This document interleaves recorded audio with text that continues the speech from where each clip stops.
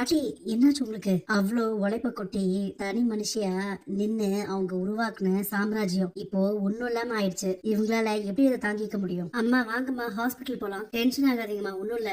எங்கிருந்தோ வந்தவ நம்ம எல்லாரோட நிம்மதியும் இப்படி கெடுத்துட்டாலே. அந்த கடையை அவங்க எல்லாரும் இடிச்சப்போ என் மனசு சுக்கு நூறா உடைஞ்சு போச்சு. ஆனா மறுபடியும் நீ அதை எழுப்பிட்டிய கண்மணி. அது மட்டும் இல்லம்மா, இது நம்ம யாரோட தயவுலயும் உருவாக்குன கடை இல்ல.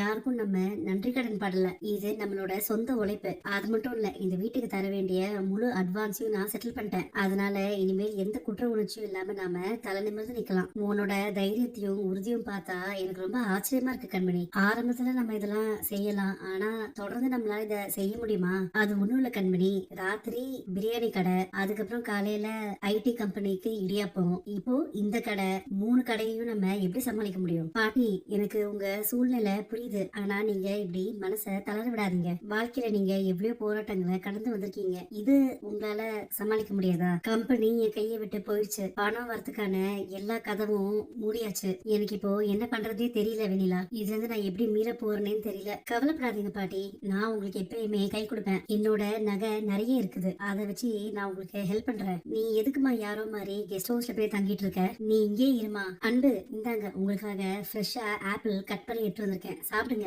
உனக்கு கொஞ்சம் கூட வெக்கமாவே இல்லையா? எதுக்கு இப்படி அடிக்கடி வந்து என்ன டார்ச்சர் பண்ற? அனாவசியமா என்னோட கோவத்தை தூண்டாத. முதல்ல இங்க இருந்து போ.